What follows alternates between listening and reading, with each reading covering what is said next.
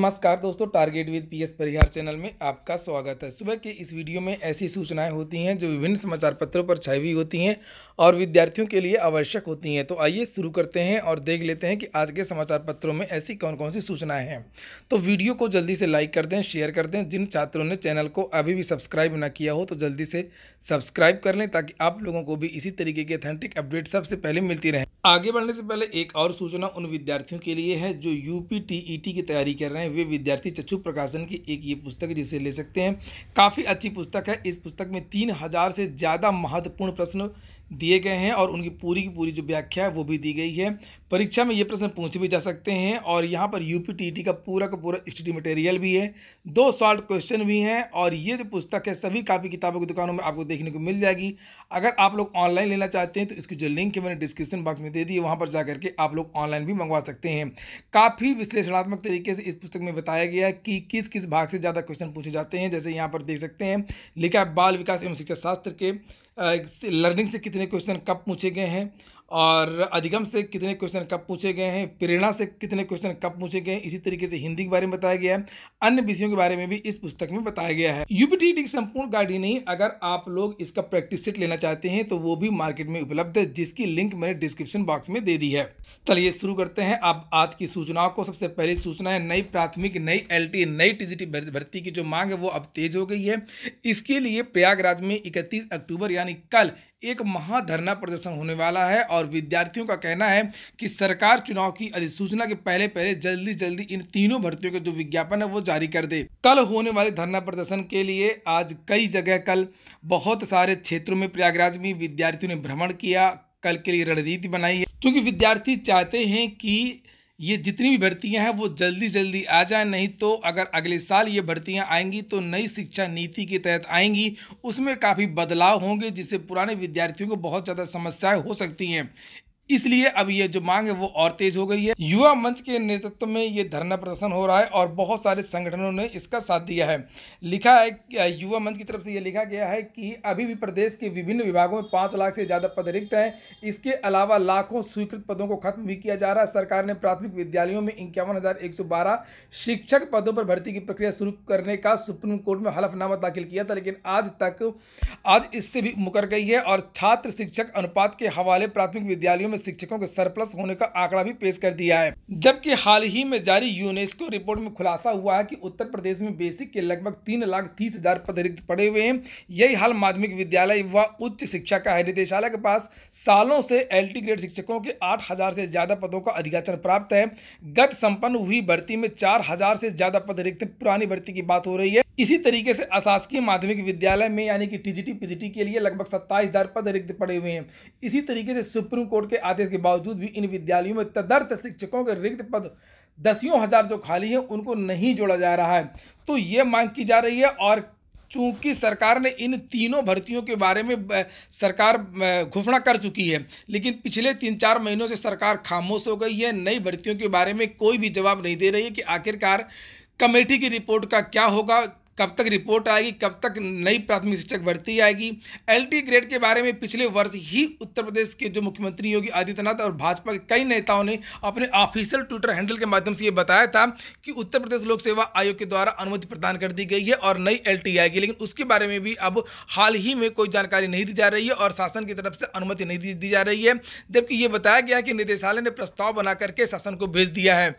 वही हाल माध्यमिक का है। माध्यमिक के बारे में भी उत्तर प्रदेश के मुख्यमंत्री योगी आदित्यनाथ बोल चुके हैं 27,000 पदों पर भर्ती होगी, उसके बारे में भी खामोशी आ गई है। तो अगर आप लोग चाहते हैं कि ये जो भर्तियां हैं सरकार इसके बारे में कोई बयान दे, नोटिफिकेशन जारी हो, तो इसके लिए कल विद्यार्थियों को ज़्यादा से ज़्यादा बालसन चौराहे आना होगा। अगर विद्यार्थियों की संख्या पर्याप्त रहती है तो अवश्य ही उत्तर प्रदेश की सरकार के द्वारा कोई ना कोई जो बयान है वो जारी होगा और बताया जाएगा कि कब तक सरकार इन भर्तियों को निकालेगी।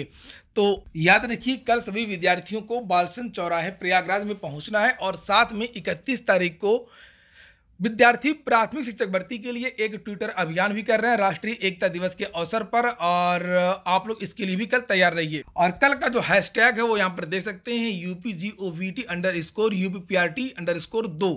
अगली सूचना है टीईटी को 21,62,000 छात्रों ने किया आवेदन। टीईटी के लिए आवेदन की लास्ट डेट एक दिन के लिए बढ़ा दी गई थी और एक दिन में ही लगभग 6 से 7 लाख जो आवेदन है वो बढ़ गए और अब रिकॉर्ड आवेदन यानी कि लगभग 21 लाख आवेदन हो चुके हैं और 28 नवंबर को इसकी परीक्षा होनी है। अगली सूचना है पीजीटी के 3 और विषयों का परिणाम जारी हो गया है। 671 बने प्रवक्ता। चयन बोर्ड ने हिंदी, नागरिक शास्त्र, समाज शास्त्र का रिजल्ट घोषित कर दिया है। प्रवक्ता के 23 में से 20 विषयों का जो परिणाम है वो अब तक जारी हो चुका है। उत्तर प्रदेश माध्यमिक शिक्षा सेवा चयन बोर्ड ने शुक्रवार रात पीजीटी 2021 परीक्षा के 3 विषयों हिंदी, समाजशास्त्र और नागरिक शास्त्र का भी अंतिम चयन परिणाम घोषित कर दिया है। इस तरह से 671 अभ्यर्थियों को दीपावली से पहले नौकरी का तोहफा मिल चुका है। इससे पहले 17 विषयों में से 1650 अभ्यर्थियों को प्रवक्ता पद की नौकरी मिल चुकी है। इस तरह से कुल 2323 अभ्यर्थियों को प्रवक्ता की नौकरी मिल चुकी है। अब तक 3 विषयों का परिणाम जारी होना बाकी है। उम्मीद है कि 31 अक्टूबर के पहले चयन बोर्ड शेष 3 विषयों का अंतिम परिणाम भी जारी कर देगा। आगे लिखा कि चयनित अभ्यर्थी संस्था की अधिमान्यता भरने का लिंक चयन बोर्ड की वेबसाइट पर दिया गया है। अभ्यर्थी 30 अक्टूबर तक ऑनलाइन संस्था की अधिमान्यता भर सकते हैं। वहीं पर कुछ एलटी शिक्षिकाओं का प्रमोशन हुआ है, उसके बारे में भी जानकारी दी गई है। प्रवक्ता पद पर प्रोन्नत शिक्षिकाओं को मिली नियुक्ति। सूबे के राजकीय बालिका इंटर कॉलेज में सहायक अध्यापक से प्रवक्ता पद पर प्रोन्नत 147 शिक्षिकाओं को नियुक्ति दे दी गई है।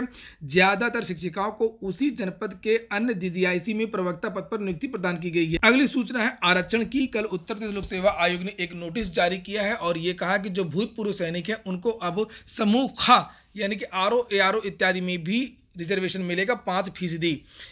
विज्ञापन संशोधित कर दिया गया है और यूपीएससी ने जारी किए निर्देश। 5% आरक्षण का लाभ मिलेगा। समीक्षा अधिकारी, सहायक समीक्षा अधिकारी 2021 जिसकी परीक्षा होने वाली है के लिए आवेदन करने वाले भूतपूर्व सैनिक अभ्यर्थियों को समूह ख के पदों पर भी भर्ती के लिए 5% आरक्षण का लाभ दिया जाएगा।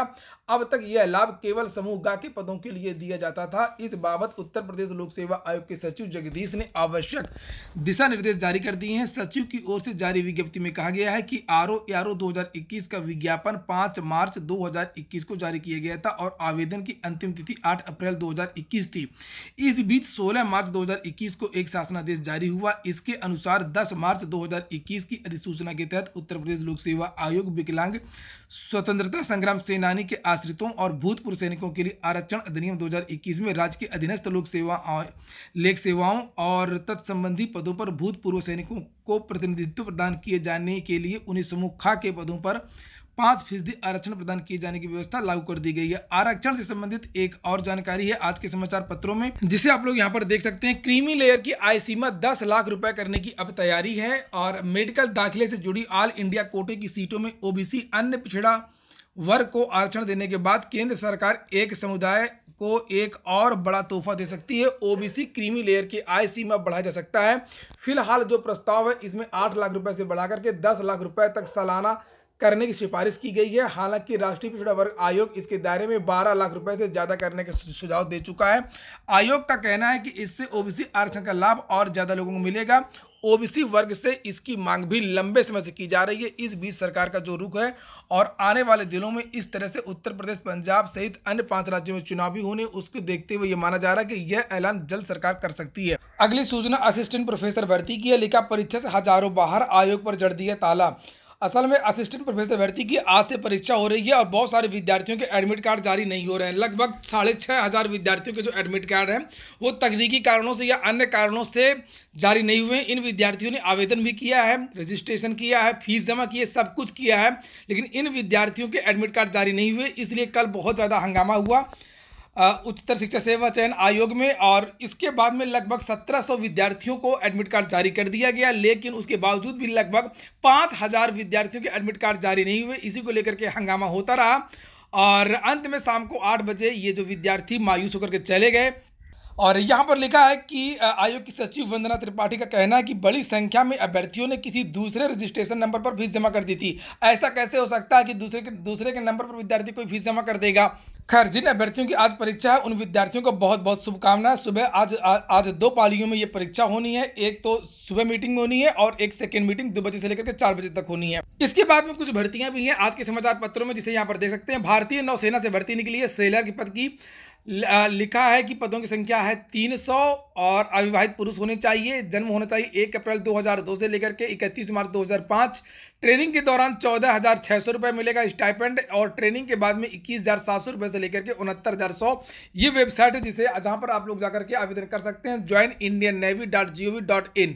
चयन का आधार क्या होगा, जिसे आप लोग यहाँ पर देख सकते हैं, लिखित परीक्षा एवं फिजिकल फिटनेस टेस्ट यानी पीएफटी द्वारा, जिसमें साइंस, मैथमेटिक्स और जनरल नॉलेज के जो क्वेश्चन है वो पूछे जाएंगे।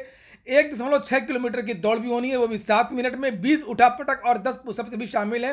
पात्रताएं 10वीं उत्तीर्ण अभ्यर्थी इसके लिए आवेदन कर सकते हैं। लास्ट डेट याद रखिएगा, 2 नवंबर के पहले आवेदन करना है। यूपीपीसीएल से भी ट्रेनी के पद पर भर्ती निकली है। असिस्टेंट इंजीनियर ट्रेनी और जूनियर इंजीनियर 286 पद पर भर्ती होगी, और आयु जो है कम से कम 21 और अधिक से अधिक 40 जो उत्तर प्रदेश में होता है। पे इसके लिखा है 44,900 से लेकर के 59,500, और परीक्षा की जनवरी में संभावित है, जनवरी 2022 में। और वेबसाइट है UPEnergy.in।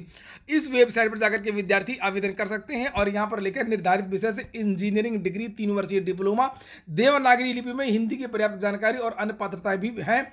आवेदन शुल्क देख लीजिए, काफी महंगा फॉर्म है। 1180 रुपये का फॉर्म है, 826 रुपये का फॉर्म है, और 12 रुपये अलग अलग कैटेगरी का फॉर्म है। और आवेदन प्रारंभ होने की जो तिथि है वो 12 नवंबर से लेकर के 2 दिसंबर तक, यानी कि 12 नवंबर से इसके जो आवेदन है वो शुरू होंगे। राजस्थान से कांस्टेबल की भर्ती भी आई है। 4,438 पदों पर राजस्थान के छात्रों के लिए ही है। कांस्टेबल, सामान्य पुलिस, दूरसंचार चालक बैंड, यहाँ पर देख लीजिए। आयु गणना 1 जनवरी 2022 से की जाएगी। 500 रुपये का फॉर्म है। मान्यता प्राप्त बोर्ड से 10वीं 12वीं उत्तीर्ण, HMV LMV लाइसेंस एवं अन्य पात्रताएं। आवेदन की तिथि 10 नवंबर से लेकर के 30 दिसंबर तक, और ये वेबसाइट है जिसे आप लोग देख सकते हैं, police.rajasthan.gov.in। लिखित परीक्षा 150 नंबर की होगी। 2 घंटे का समय विद्यार्थियों को दिया जाएगा, और नेगेटिव मार्किंग भी होगी। तो ये हो गया आज का वीडियो। अगर आपको अच्छा लगा, आपके काम का हो तो लाइक कर दें। जिन छात्रों ने चैनल को सब्सक्राइब ना किया, सब्सक्राइब कर लें। पूरा वीडियो सुनने के लिए बहुत बहुत धन्यवाद।